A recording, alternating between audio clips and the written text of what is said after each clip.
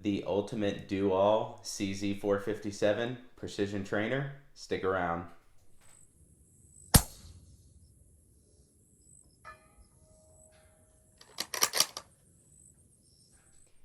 Hey, what's up, and welcome back to the HK Rifle Works YouTube channel. So today we're going to be taking a look at my CZ457 Precision Trainer, and I'm really excited to start doing some 22 long rifle work on the channel. We're going to be taking this specific rifle out to about 535 yards. We're going to be doing a lot of shooting, some ammunition testing. I'm going to do some trigger reviews. This is the new Timney trigger for the 457. Maybe take a look at the proof research barrel for the CZ455 and CZ457 line. But anyways, per usual, before I like to start doing shooting and content with a rifle, I always like to do a general overview, like tabletop review of the rifle prior to. So if any of y'all have questions, if you're watching a future video with shooting content, you always have a video to go back and refer back to see kind of how the rifle is set up, what we're doing, what we're using. But anyways, if you like this content or if you're interested in seeing more, make sure you hit that subscribe button, bell button. Give us a thumbs up if you like it, thumbs down if you don't. Leave us a comment. Tell us what you're shooting and what you like about your 22 long rifle. So first things first, just general story time. I purchased this rifle factory from CZ. I think it was the 18-inch version of the Varmint Precision Trainer right before COVID. And it shot pretty well for me. I tried a good bit of ammunition for it. But the issue that I was finding is that I was having some accuracy, just some accuracy issues. And I called up CZ. I tried a ton of ammo. I called up CZ and they essentially said, hey, coronavirus just started happening. You're going to have to wait a little while for us to be able to take this in and kind of take a look at it. And I was a little bummed out, to be honest with you. So what I did is I ended up purchasing a proof barrel from Area 419. But we'll get into that in a little bit. But I just wanted to make sure I got that on the table. I had to do a few things to actually get this rifle shooting right out of the box. I've got a couple other friends that shoot 457s, and out of the box, they're hammers. Mine just needed a little bit of tweaking, so I wanted to make sure I disclosed that prior to getting into it. I really wanted a Voodoo, and I don't think Rim-X was around just yet. I think Rim-X came out just a little bit later, or it could have been around and I just didn't know about it. But this rifle right here was available and kind of fit the bill of whatever I needed, so I jumped on it. And at the end of the day, I'm really happy with it. But if I were to build or purchase a new 22 long rifle, I would really probably go for the Voodoo or maybe a Rim-X or something like that. And I'll kind of get into why that is. So first things first, we'll start from the stock of the rifle and move up to the muzzle. And again, if you see anything on this rifle or anything on any rifles that we go over in this fashion, make sure to let me know, and I'd be more than happy to do like a one-off review or like a general overview or look at, like, if you want a trigger or scope or suppressor or anything like that. I'd be more than happy to do that for you. And it kind of helps me gauge what content I need to put out first and what I can kind of hold off on. But anyways, starting at the stock here, this is the Manners. I think this is the PRS-1 by them. Manners makes some really, really good stocks. I really like their stocks with the adjustable comb height and everything like that. But this is I believe their PRS-1. It's carbon fiber and it kind of has the OD green and tan or FDE splotch paint on it. So it looks pretty cool. On the back here, I have one of my favorite cheek risers. This thing is awesome. It's made by Triad Tactical, I believe is the company. And what's really cool about it is you don't have to drill into your stock. You don't have to permanently modify your stock or use duct tape, or, I've seen people do like blocks of wood and then tape it up or something like that. But essentially what happens is the underside of this is Velcro, and it has essentially Velcro spacers. So you can add spacers to raise and lower the comb under it, and then it just Velcros on the side. And you can get models with, pouches, internal like bullet holders, stuff like that, Velcro. You can get little placards to stick on. I don't know if this is a placard right here. And this will fit CZ457 mags and stuff like that. So little like 22 mags I could stick in here and pull out when I need them. So it's kind of cool. Anyways, moving up from here, we'll start in the trigger area. I believe this is the Anarchy Outdoors bottom metal with barricade stop, and we also have their extended magazine release too. The CZ457 magazines are kind of small. I really enjoy, like on the Voodoo rifles, how they kind of replicate a standard like AICS magazine, but just make it in 22 long rifle. But these are pretty good. They're just, when you're doing a reload and trying to get ammunition back in the gun, it's kind of hard to stick a small magazine into a small hole. It's not the end of the world. I'd prefer a bigger magazine, but this works just fine. And these magazines have worked really, really well for me also. You know, guns are kind of built, their foundation is on the magazine system, and they're kind of the bar is set by how well the magazine works on a lot of firearms. So these have been fine for me. I don't think I've really had any issues with them. But anyways, I wish they were a little bit bigger, but they're fine. Again, this is just a 22 trainer. The 10 round magazines are a little easier. I've got a few of them in the safe, but you know, they stick out to about yay long. They're a little bit easier to guide in. But anyways, the trigger, we are running currently the Timney CZ457 trigger. I was running the Yodave kit on this, and man, I think it was like 11 or 12 bucks, and it worked really well, to be honest with you. It lightened up the trigger pull. I'm actually working on a trigger video for this right now, but I think the Yodave was about, I could get it down at minimum 1 pound and 2 ounces, 1 pound and 3 ounces. But for this trigger right here, I mean, we're well under 1 pound. I mean, I think we're around 8 or 9 ounces for this trigger. Again, CZ457 action, standard stuff right here. On the base, we have one of the Area 419s.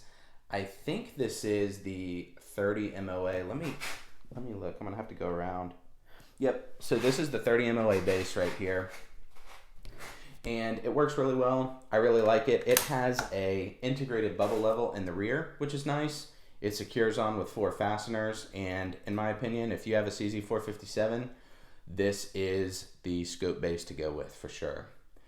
Optic wise, we are running the Seekins precision matched rings. These are the same. I think they co-pack for Vortex as well. So they're the same rings for that. And we're actually running a pretty high height. I think we're running their high rings or extra high rings. And the reason we're running these, you can see the gap between the barrel and the optic. I know some people, they're like, try and get this gap as small as humanly possible. And it's fine on like a 22, but on bigger calibers, you may have an issue where you may have flex in your barrel.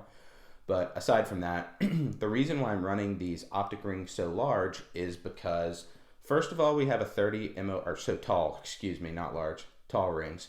We have a 30 MOA base, and sometimes on longer barrel rifles, what I found is if your rings aren't tall enough, you'll kind of see the end of your barrel through your optic, if that makes any sense. With a 20-inch barrel and a suppressor, to be honest, it doesn't make that much of a difference, but the main reason for these ring height right here is because we are running a Badger mount up front, and we run a PVS 30 sometimes at night. So you need to make sure that the optic is high enough so it can look through the night vision unit or the clip-on unit up here.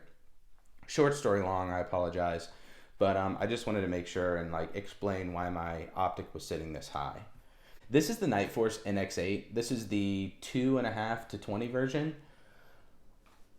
For your money, I think this is one of the better scopes on the market in terms of price to value that you get. You get an 8 times magnification. You get Nightforce quality. You know, Nightforce is probably one of the better scope manufacturers out there. For the money, this scope is awesome. You've got a good amount of adjustment, and everything is kind of where it needs to be, in my opinion, for the price point.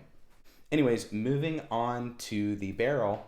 Again, like we said, we're having some pretty poor accuracy with the standard CZ barrel, and we didn't get a whole ton of help from them. Understandably so, I guess, with COVID and everything, but I was a little bummed out, and this barrel actually came out right when I was kind of looking to get my barrel replaced or repaired or whatever. And I thought it was a great fit. You know, it was a carbon fiber barrel, carbon fiber stock. For some reason, I was like, oh my gosh, it's a match made in heaven. But looking back at it, this barrel and stock combination, the rifle is very light. So if you're sitting down and really trying to get some super tight groups, you have to work a little bit harder because the rifle is so light to really, really settle into your bag and load the rifle and make sure that while you're prepping your shot, making your shot, and following up, you really have to be a little bit more cognizant of the rifle moving on you compared to a really, really heavy weighted rifle where you could just get behind and get a good trigger pull on. I had the factory trigger on it when I put on the proof barrel, and sometimes even pulling the trigger prior to the Yodave kit. I did the Yodave kit after the barrel. Prior to the Yodave kit, your trigger pull had to be very, very precise because you could move the rifle a little bit with the factory trigger. So that was just something to note. But at the end of the day, I'm happy with the proof. One thing that I should have done a little bit more homework on was the chamber in here. And this proof barrel has a Bent's chamber. It headspaces about 44 thousandths, plus or minus 1 thousandth maybe, depending on your action. But the Bent's chamber is a good chamber.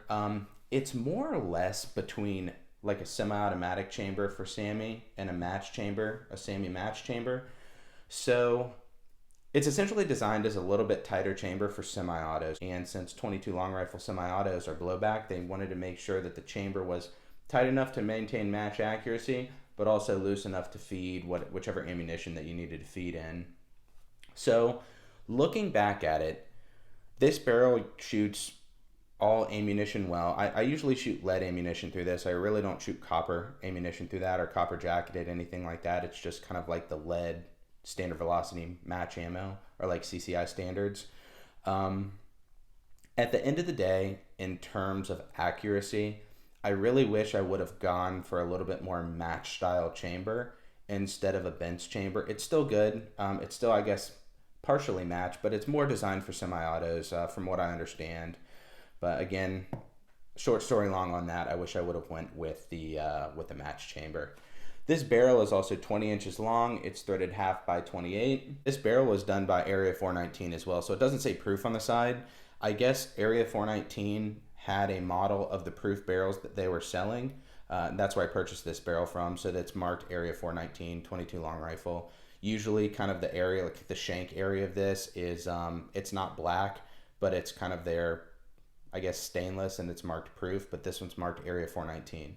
Down here on the bottom, we have the Area 419. I guess it's their extended Picatinny rail. I was thinking about doing Arca Swiss or something like that, or Arca Lock, more specifically, but I'm still stuck in the old days running Picatinny. We've got our Atlas bipod with the American Defense QD mount here. We've got some QD mounts up front here as well, only on this side of the rifle. I don't feel one on this side, but I do have a push button QD on this side. And right here, like we talked about running night vision, we do have a Badger EFR or embedded front rail in the front of this stock. And I tell you what, I love these things. They are awesome. They're not crazy expensive. And if you are a basic machinist, all you got to do is mill out a little pocket in the front of your stock, put in some DevCon, some Marine Techs, anything like that, set it, make sure everything's lined up in terms of timed and clocked correctly. Make sure the rail on your receiver matches up with the rail on your EFR mount. Let it cure, and you're good to go. So these things are awesome if you run any type of clip-on, any type of night vision, anything like that. Last but not least, we are running a dead air mask, and this is probably one of my favorite suppressors, especially my favorite 22 suppressor. And it's kind of the gold standard to what all other suppressors are measured off of. So I really like dead air stuff. I have, honestly, the majority of their catalog. They're kind of my go-to for suppressor companies. I just started getting in some Silencer Co. suppressors, and we have some Allen Engineer suppressors on the way. But just kind of for general use, dead air is my go-to. Just doing a quick discussion about how the rifle shoots. Like we said, it's a little light, but for general purpose packing, maybe if you're doing some varmint hunting or something like that, it works great. Accuracy has been very well. Like I said, be on the lookout. We're going to do some ammunition testing. We're going to take it out to distance, and we are going to just generally overview and shoot the rifle a lot and kind of do a rimfire precision rifle series on this. I've got some colleagues that I shoot with at the range that also shoot a lot of 22s, so we may do like some cool challenges, maybe like play horse on like shooting different targets and stuff like that. So hopefully that'll be pretty fun. But anyways, that is essentially the general overview of the rifle. Like I said, it shoots really, really well. Not bench rest match well, but like I said, we'll get into that and we'll see that more or less in accuracy testing or ammunition testing. But anyways, I appreciate y'all sticking around for this and kind of going over the rifle with me. I hope this answers some questions if you're viewing or reviewing this video after seeing content in the future. Anyways, if you wouldn't mind, hit that subscribe button, share with your friends, share with your family. Give us a thumbs up if you like it, thumbs down if you don't. Comment, let us know. Like we said in the beginning of the video, let us know what you're shooting, kind of your 22 setup. I'm curious to see what everyone else is shooting out there. But anyways, tell your friends, tell your family, tell your dog I said hi. We'll see you in the next one.